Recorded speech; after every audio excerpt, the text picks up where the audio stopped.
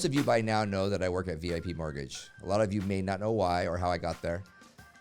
For us as LOs, we have a lot of options. And for me, VIP Mortgage was the perfect fit and the best place, in my opinion, to work.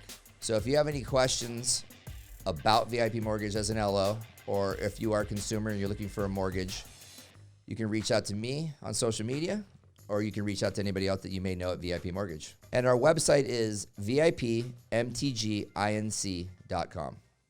I'm excited to welcome our first nonprofit guest.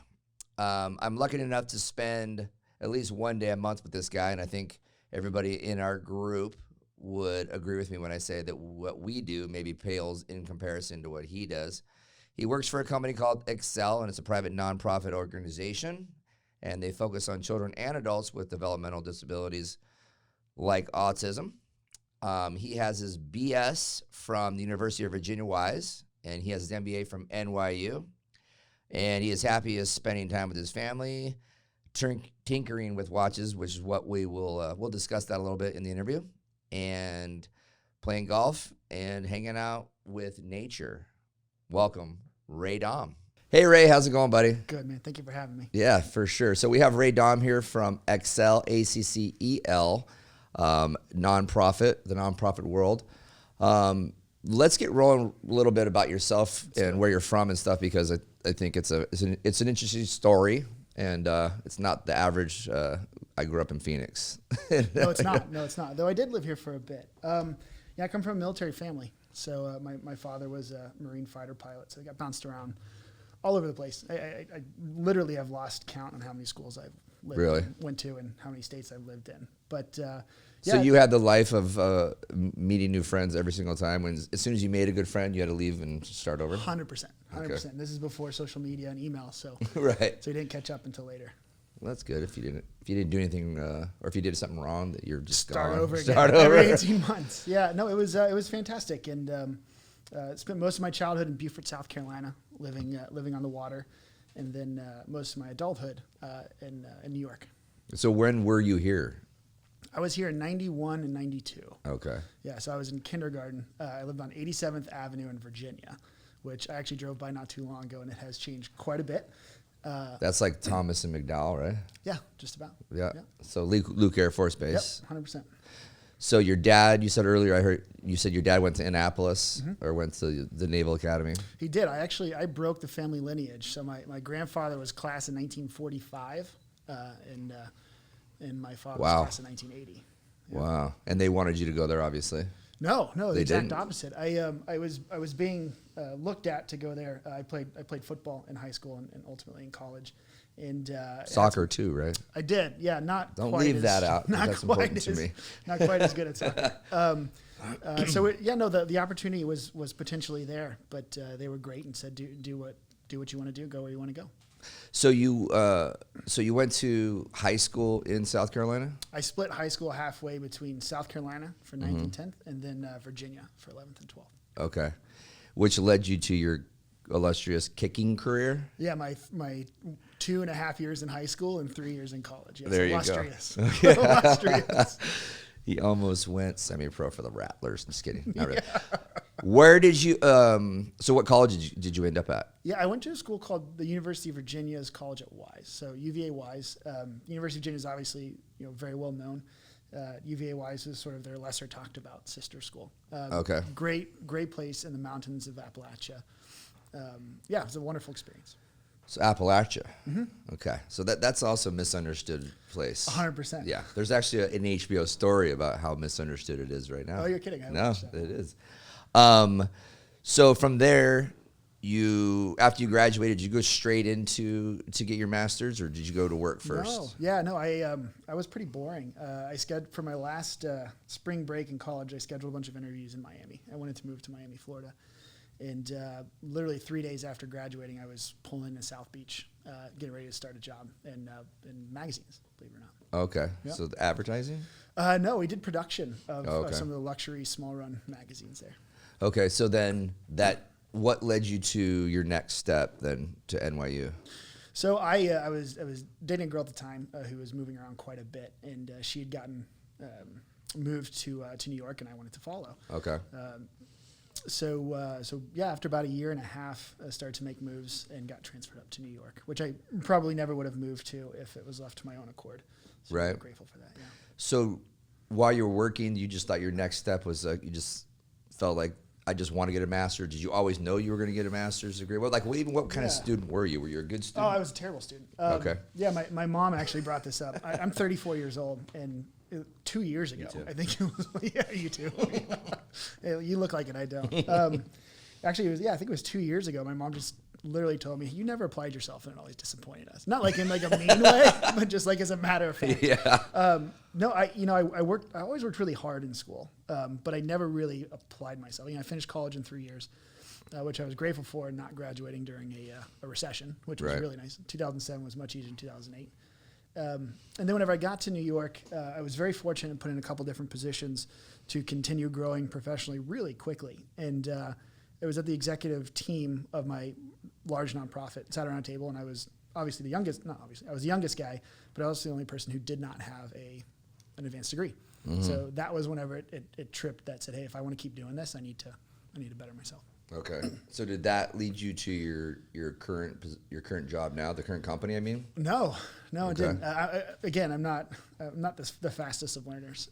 So I kind of marinated on that a little bit. And then the job that I worked at in New York was really interesting. I worked with guys coming out of prison systems and homeless shelters. Oh, wow. And there was one guy in particular who, wonderful guy, who was actually, I think he was exactly 46 years old, but he looked even younger than you did.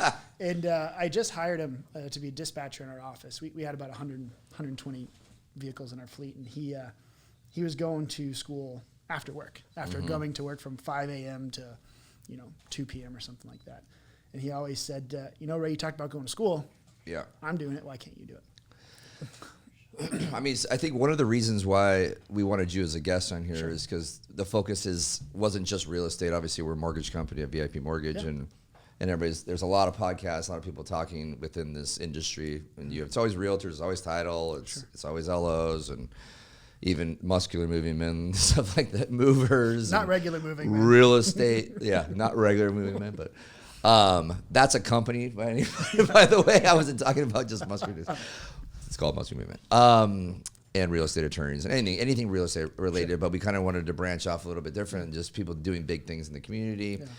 And just like when I had a friend, this is a kind of a backstory on us, I had a friend that he was doing the nonprofit side at a big hospital system, and he was looking to do something different. And I reached out to you. I didn't even really know what it is you did. I just knew you were in that space. And I called, and you were in Saudi Arabia, right? And I'm like, what the hell is Ray doing in Saudi Arabia? Yeah, you called me really early. Yeah. I'm like, hey, I know you're in this space. I don't know what you guys are looking to do, but he wants to stay in this business. And that led me to, go, holy crap. I didn't realize that I knew you worked for a big company, but I didn't really know what it is exactly you guys did. So let's talk a little about ACCEL and like what you guys do. Yeah. So ACCEL is really, really cool and interesting organization. So we're actually celebrating our 40th year of operation, which is hard for any company to say anywhere, let alone a not-for-profit, right? Being around for 40 years and growing with the community and changing with the community and staying relevant in the community is almost unheard of. So I learned about ACCEL about 6 or 7 years ago through my wife, who was born and raised Phoenician. Her family moved here in the late 1800s, right? So she'd been connected to it for quite some time. And I never really knew much about the space. And what we do at ACCEL is we work with children and adults who have special needs. That's the easiest way to say it. And in more detail, we work with children as young as 18 months through early intervention programs who are recently diagnosed with autism or behavioral disorders. We run private schools that are located all around the valley, nonprofit private schools that work with children who need more attention than regular school districts can provide. And then we also work with adults who are aging out of or graduating from the school system. So, on the onset, it's obviously great work, right? It's necessary work. It needs to be done. But whenever you go a little bit deeper, it's really interesting to see sort of the space that they occupy, right? Again, being around for 40 years, they were established. But also, the world in this area is changing so drastically, so quickly. Autism prevalence rates have gone up and through the roof. So it's touching everyone's lives. So it's just so neat to be a part of an organization that has this great base and platform, but is constantly challenged to continue to evolve. And I think that's really rare. you're saying it's increasing in the autism world, right? So I have a nephew that is autistic, and I always kind of wonder, I mean, do you hear people talk about the reasons why that's happening? Is it really that, I mean, like, how much of an increase are we talking here? Like, and how, like, what do people think that equates to, like, where it's coming from? Yeah, it's a great question, and quite honestly, it's not one that I'm necessarily prepared to answer perfectly, right? Yeah. So there's a couple different spheres where people can operate in this space, and there are many groups who are doing the actual research around what's causing it, what's making it more prevalent, that sort of thing. So more topically, and so what we do is we actually work with the individuals who are being diagnosed and try to help them through their journey and sort of reach their highest potential that they possibly can. So as I understand it, they there's a thought that it's a combination of both environmental factors, genetic factors, and the prevalence has gone. I think the most recent one in 61 children are diagnosed with autism. So I believe it's even prevalence rate is even higher for Arizona, and we've seen prevalence rates that are even higher in rural areas. So there's all these little variables that come into play. Wow, that's crazy. It is.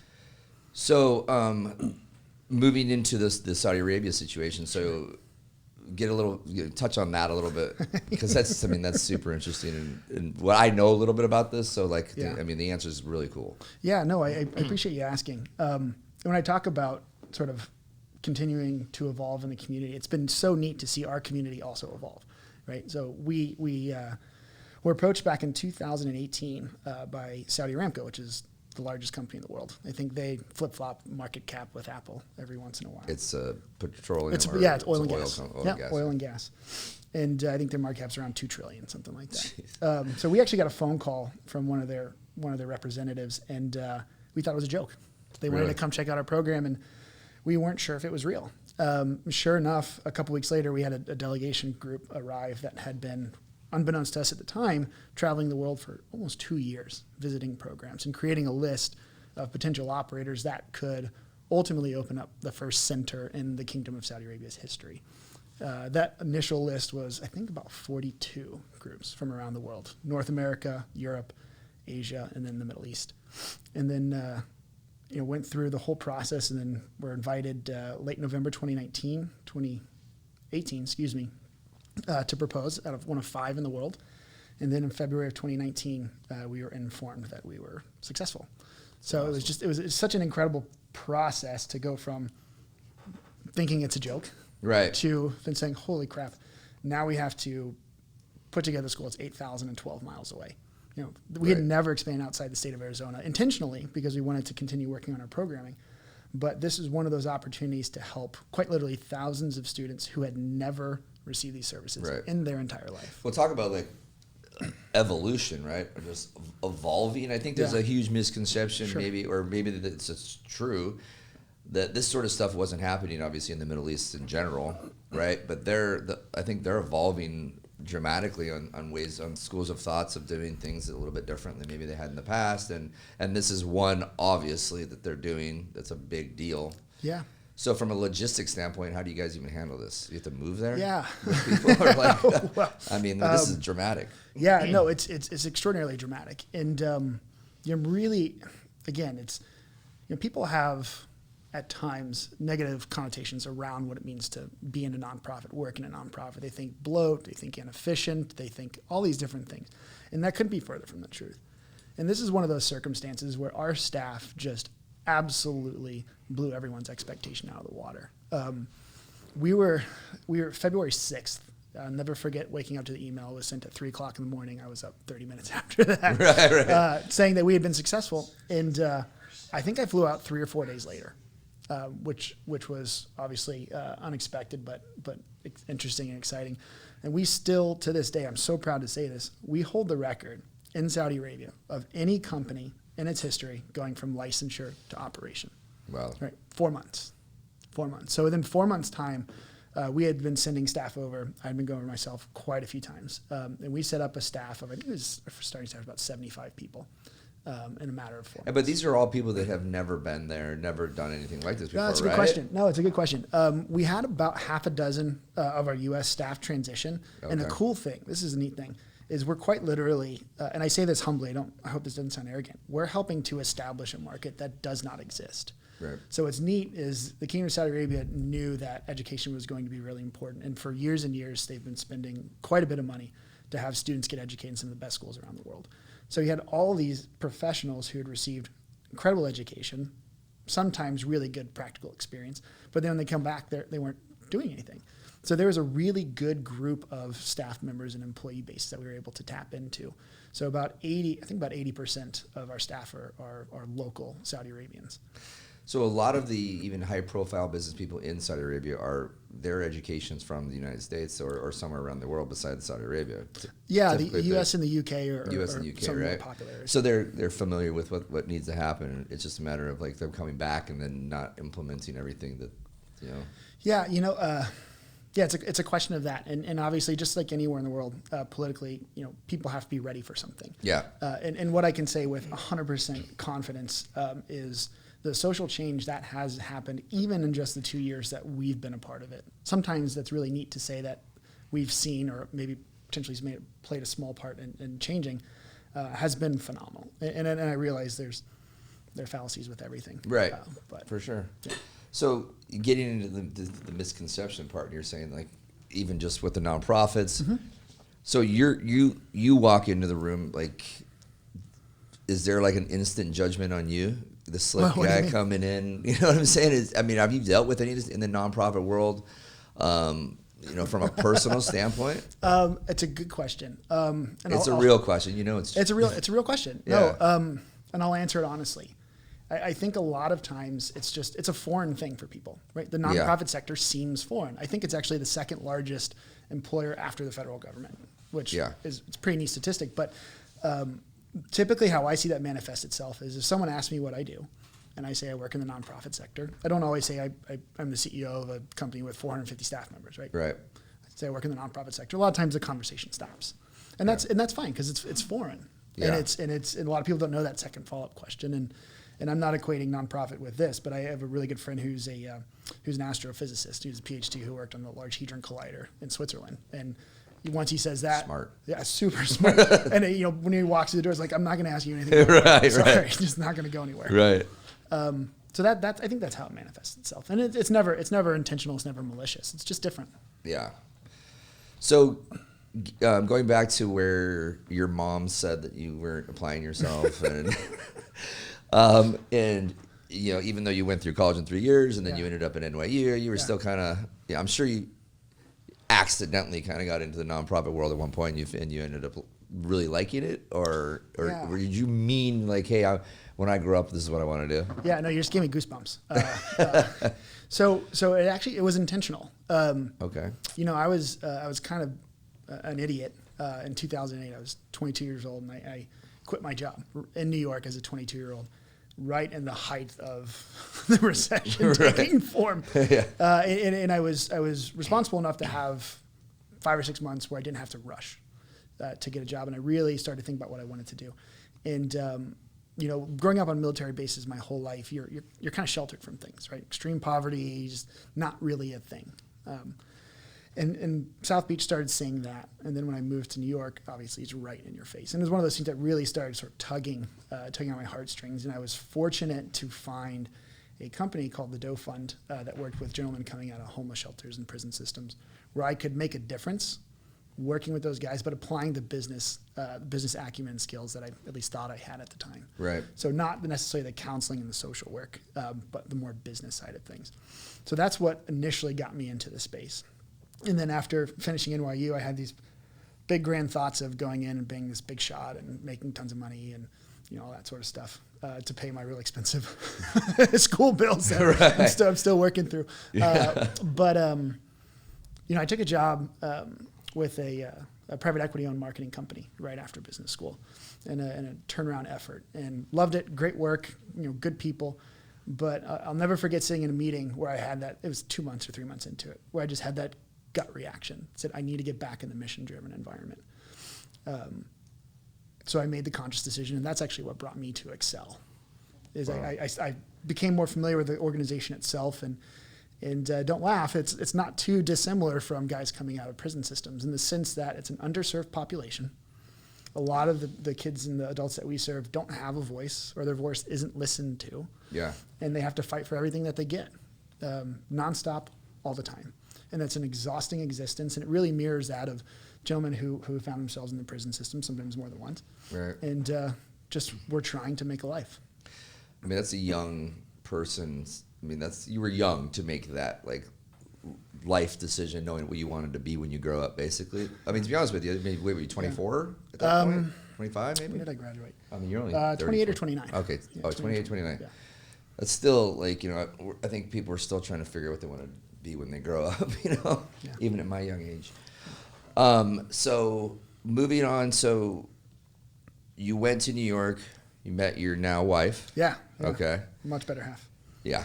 And you didn't have to answer so quickly. Jeez. No, I mean, you guys are both good. So then that brought you back to Arizona. Yeah. And from here, so you're the CEO now. Yep. But you weren't. Did you come here to be the CEO? Or? No. Okay. Well, it was part of the potential conversation. Okay.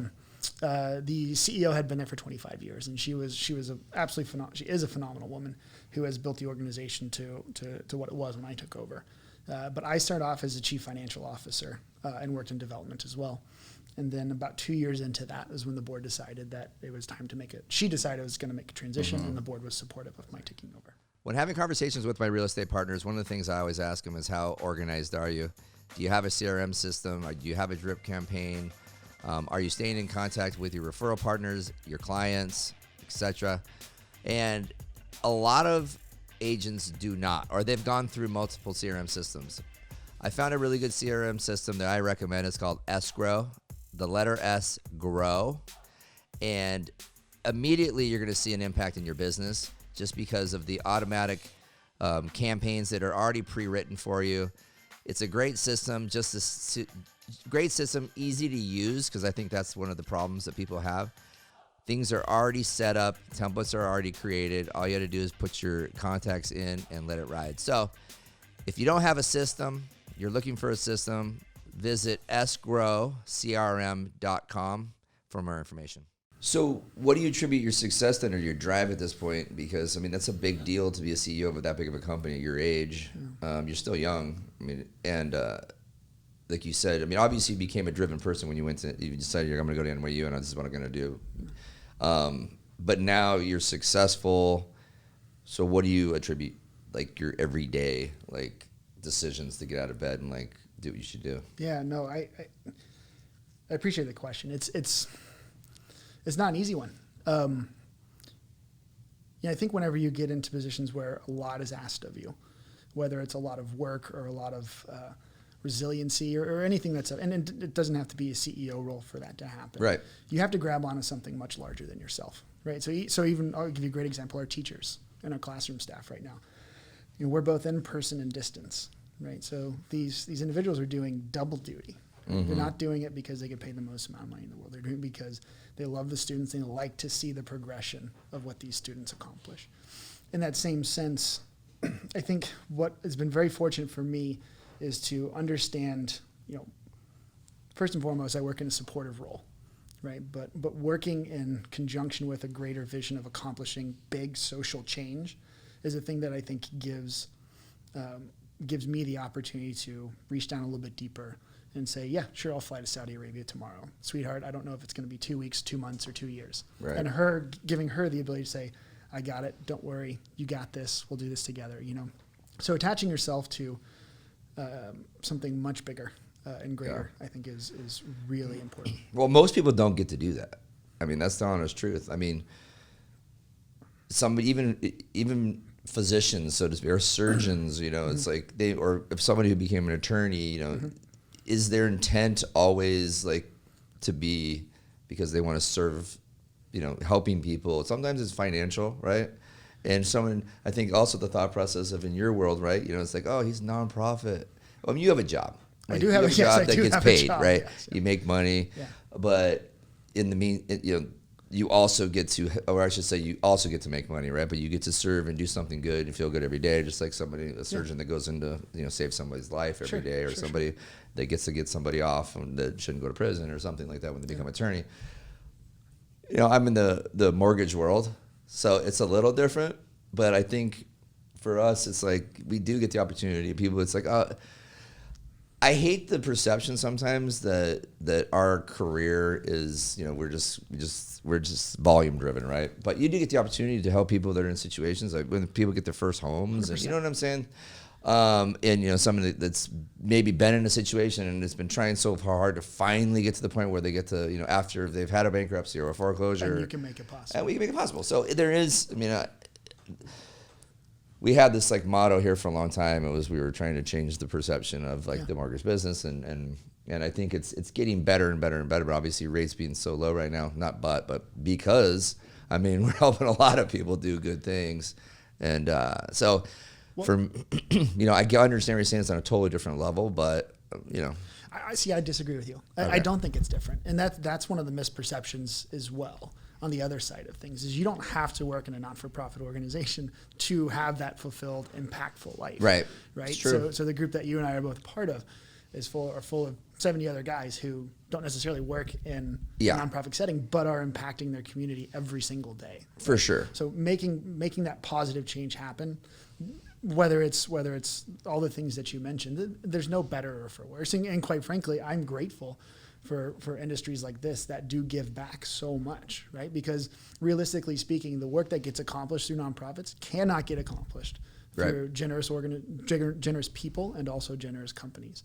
Yeah. So you know, making an impact in your space doesn't necessarily mean going every day to a nonprofit. Sometimes it provides an avenue, right, to 100%. to you know, generate the revenue so you can give back in those other spaces that you want to do. Like, for example, we did the Fresh Start Women's Foundation. We do every year, which is an incredible organization in town. Thank you for doing that. Also, like you said, we're both in Executive Council 70, where we do tons of, I mean, we raise millions of dollars for children's charities.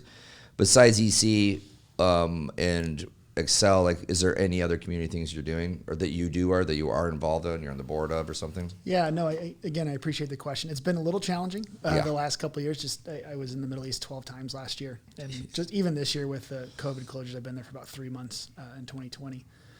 The other thing that I do that I'm just really grateful for the opportunity for is I sit on the board of directors for a group called NAPSEC. It's a National Association for Private Special Education Centers. And it's the only membership organization in the country that represents all special education programs. I think we have about 250 members. So that's based in Washington, D.C.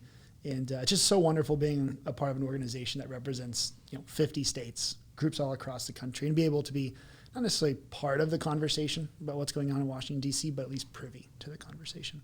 So after that, really and truly, that's all. I mean, you're done. I mean, we how many do we have? Like 138 organizations that we're a part of together. So yeah, something like that, 137 or something. Yeah. So I mean, there's a lot of things, and I think the more and more you do it, the more fun it gets, and the more you want to give back, and the more you want to find a way to raise money for organizations. And so, in your do you have a mentor, or in your particular space, or somebody that you admire? Yeah. That's one of the things I'm so grateful for. I've been surrounded by incredible human beings my entire life.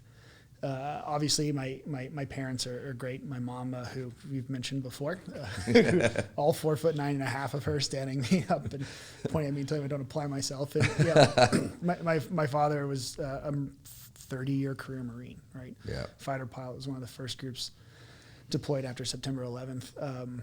Just real true American hero. Both my grandfather was stationed in Vietnam before the war as a naval attaché there, and then my mom's dad dropped out of school in 8th grade when his father died and picked cotton to support his family. Yeah, put food on the table, worked and bought his own house and put his kids through school, and Damn, you got some good lineage. I'm really lucky. Yeah, I don't want to tell you about my brothers and sisters. Too. I'm the underachiever in the family. So tell me about your brothers and sisters. So my oldest sister is actually the CEO of NAPSEC, the group I mentioned earlier. She came on about 2 years ago, about a year after I started. I had nothing to do with it, recused myself from the process. She's just that amazing. She was doing economic fundraising in Africa for groups in East and West Africa. My younger sister, who's 11 months younger than I am, was a nurse. She was a cardiac ICU nurse and has kind of done a couple of different things. And my little brother is finishing up his PhD. He's an archaeologist. So he spends 4 or 5 months a year in Israel studying pots and playing in the sand, as I call it. Yeah. Trisha, we're still good. My sister's right here for everybody, and my nephew, and we're good too. We've got great. Yes, you are. We have a great family. So let mentors, me just do a fun fact though, please. and you can tell me if I'm wrong or not. You may not know this, but my brother-in-law, he went to Annapolis to the Naval. He went to the Naval Academy to be a fighter pilot, and what I didn't know is that like they pick if you're going to be a pilot, like our jet pilot, or you're going to be a helicopter pilot. So you're in the Naval Academy, and then you become like a Marine fighter pilot, or you become a helicopter pilot for the Navy. But they decide based upon, there'd be 5 people basically in the graduating class, and says you 5 are chosen, and you go here, you go here, you go here, you go here, you're there. So a kid's dream to be a fighter pilot doesn't necessarily always come to fruition even if you are picked to go to flight school. That is 100% true. So you can choose whether you go Marine option or stay the Navy route. And actually, a really good friend of ours who has a cabin near us in Flagstaff, his son graduated in the Naval Academy, I think 3 years ago. Wanted to be a fighter pilot, but that year they didn't have any. I think they had, small single digits of fighter pilots, and he ended up being a helicopter pilot. But I mean, those guys. That's so cool, ladies too, and gentlemen. by the way. So cool. And that's what I was going to say. Their sense of duty is so far beyond what most people can comprehend. That they might say, "Oh, that stinks," but as soon as they get there, they're boots on the ground. They're ready to go. And these are the smartest of the smartest people in the world. I mean, they're the valedictorians at the high school. They're the most driven. I mean, and they choose to go there, right? They could have gone to Harvard. They could have gone to Yale and other places. They chose to go to West Point or the Naval Academy and serve their country. So I mean, obviously, kudos to all those people for sure. I keep going back to when your mom thought you were a loser. Just kidding. I think those are your words. I'm just kidding. You didn't. My parents would have said the same thing. So obviously you've made a lot of good decisions, but if you went back to your 18-year-old self and you're like, okay, I'm just graduating high school now, or maybe you were 17, and you're off to go kick, if you could told yourself then what you know now, would you have taken the same path, or would you have chosen something different? I don't mean your career, but just the route you took. Yeah, no, it's a good question. I've been fortunate enough where I haven't necessarily always made the decisions. A lot of times I've been put onto a path and just sort of held on for the ride. Yeah. And I guess that makes me a little bit lazy. No, but it's lucky actually. I feel super fortunate. And there's obviously been decision points, but I wouldn't do anything different. I really wouldn't do anything different. You've done you've done a lot. You have a lot to go. You're still young in your life, and I think the question is is there something on your bucket list? But let's just define the bucket list real quick, because this actually came. I went on a trip with Jay here and some other buddies. We flew to Chicago to go to watch Monday Night Football. It was the Packers Chiefs, and we went to the Notre Dame UMass game, which wasn't a big UMass wasn't good, but it was still we wanted to go to Notre Dame, so we flew into Chicago, took a car up to South Bend. Then went and played golf with Whistling Straits the next day, and then we watched Monday Night Football at Green Bay. Anyways, so I post this of the whole thing, bucket list, and some older people were older people meaning some of my dad's friends. They're like, that's not a bucket list. A bucket list is meaning that you're dying and you're doing something right before you die. And I'm like, who said that? That's not. So I know you're not dying. He's healthy, everybody.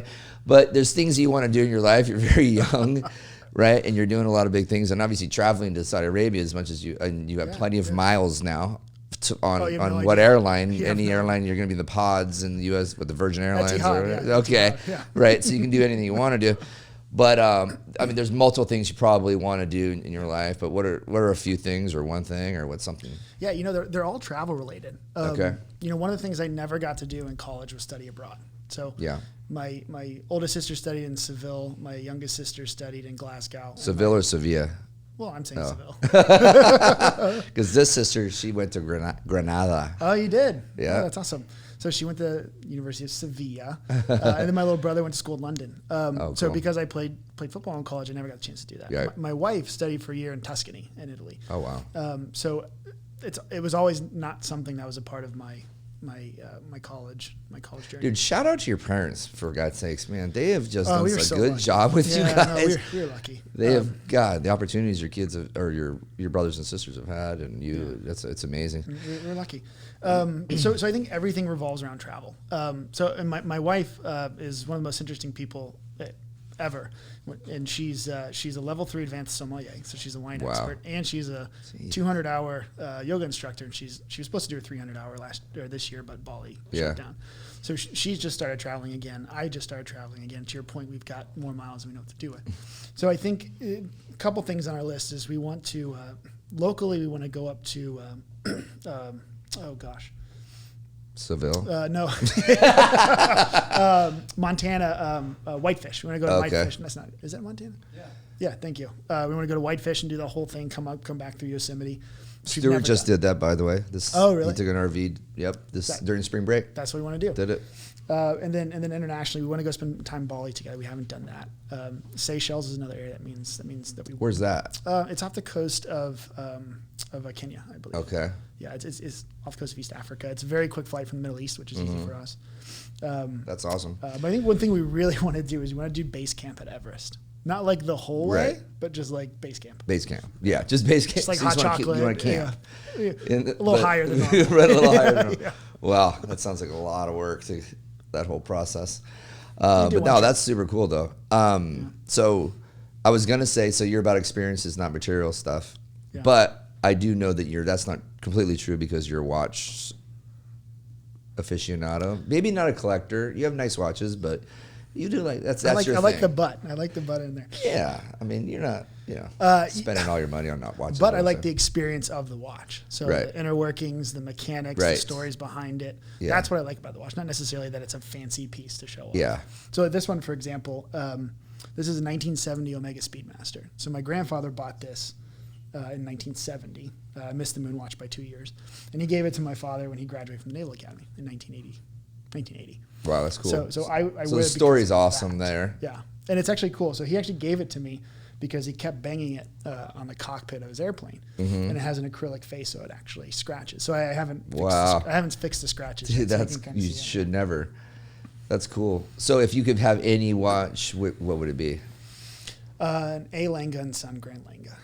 Yeah, so Lange & Son is a German watchmaker. So it's one of the few just unreachable watches or whatever you want to call it that's made outside of Switzerland. And it's absolutely beautiful. It's this oh boy, I can't think of the word. Where something is not, the time is here and everything else is here. What's it called? Symmetric. It's asymmetric. That's the word we're looking for. Gotcha. So it's a really neat face. Check it out. Not a lot of people have it. So for the average guy that wanted to say spend $5,000 on a watch, I shouldn't say average guy because that's still a lot of money, but that's not that's not what I meant. But those watches you're talking about are that's really expensive. It's like a car, Yeah. So what would you suggest? I love vintage. And for that price point, again, you're getting a cool watch with a neat story. Yeah. So you buy used watch. I've never Because you bought a gave new Fletcher, now he's gotten two. Yeah. A website. One of the things I'm good at, both in my job and outside my job, is instilling passion in people. Yeah. I've cost him some money, but His newest one is I like a lot. It's the so IWC, right? That was it's IWC Portuguese, which was one of my favorites. Yeah, that one sounds super cool. And So- that hits around that point you're talking. Yeah, cool.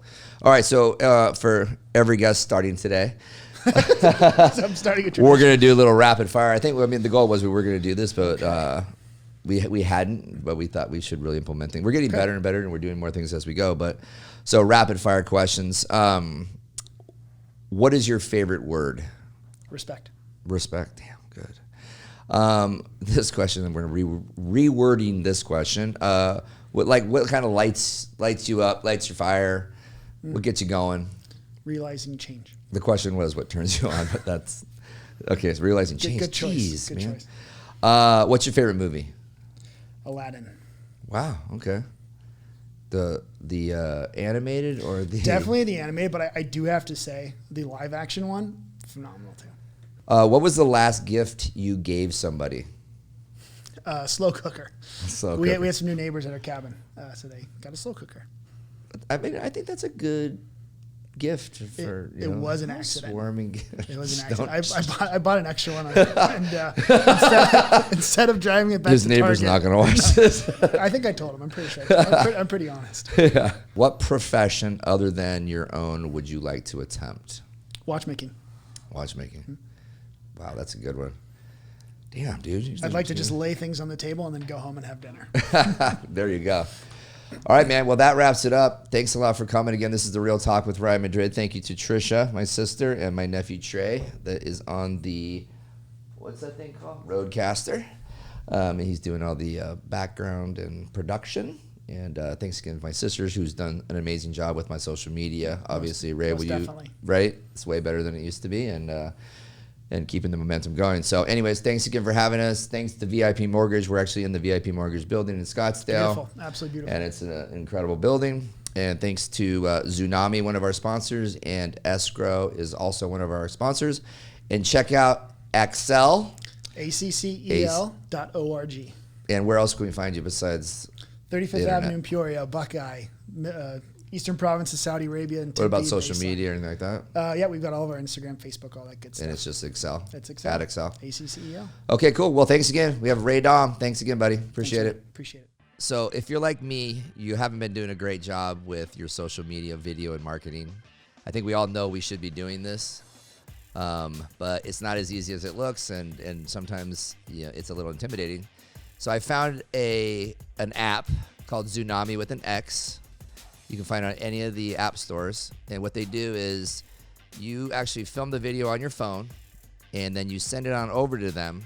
And these are professionals that will edit it, and they'll put a footer and a header, and they'll even give you scripts if you need them. So if it's an opportunity for you to make videos and have it look great, because like I said, these are professional people doing these for you, and they'll even teach you how to upload it to social media, and it'll make you look good, and it'll get you past your hesitation of doing it on your own. So check it out. Tsunami with an X.